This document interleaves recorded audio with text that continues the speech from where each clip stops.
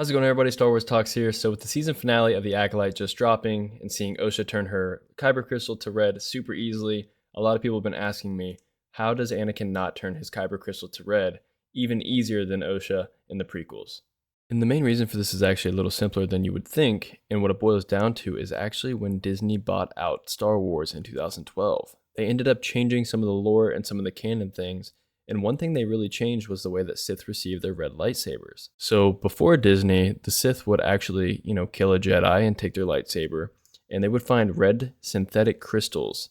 So there were synthetic kyber crystals, they weren't actual kyber crystals. Another main reason why Anakin wouldn't have turned the lightsaber red, even with Disney's canon of bleeding the lightsabers, is because the crystal was not exposed when he turned to Darth Vader, when he turned to the dark side, and even if it was, his hand was not touching it. So with Disney's new way of bleeding the kyber crystal, just like we see Osha do, your hand has to actually be exposed and touching the exposed kyber crystal as to make it bleed. And this was something I thought that when Disney changed was actually pretty cool. I thought bleeding the crystal was really, really cool. We see it in the comics and things like that, done very, very well. And I think that it's such a cool, interesting idea. So essentially, you kill a Jedi, you take their lightsaber, you expose the kyber crystal, you touch it, and you make it bleed with all your anger and hatred inside. We've seen this in the Vader comic I've done videos on in the past, and in that comic specifically, I think it was so well done. And then we got to see it finally in live action for the first time in the Acolyte series, done by Osha, and it just didn't seem that cool to me.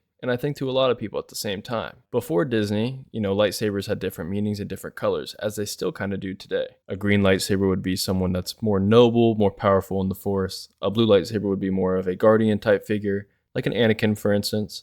And then there was, colors meant a lot back then. A purple lightsaber, like for Mace Windu, meant he was kind of both dark and light side, but mainly light side. And then of course we had the Sith, who obviously had synthetic crystals, so they may not always have red lightsabers, but for the most part they did. Nowadays with Disney Star Wars, mainly every Sith has to have a red lightsaber, since the way to bleed a crystal and really delve into your dark side, becoming a Sith, is to actually have to bleed that crystal and turn it red. Now, I think a lot of this issue of why did Anakin not turn his lightsaber red or bleed the crystal could really easily just be summarized by the fact that pre-Disney, George did Star Wars a little differently. He did it how he thought was best in his mind. Then Disney took it over.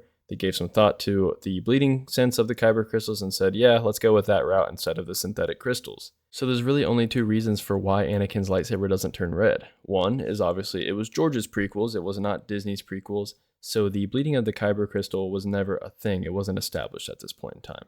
So that's really the main reason why it never turned red. Another reason, if you did want to establish the Disney lore into it in the Disney canon about bleeding crystals, Anakin's hand was not exposed to the crystal, nor was the crystal exposed from the lightsaber.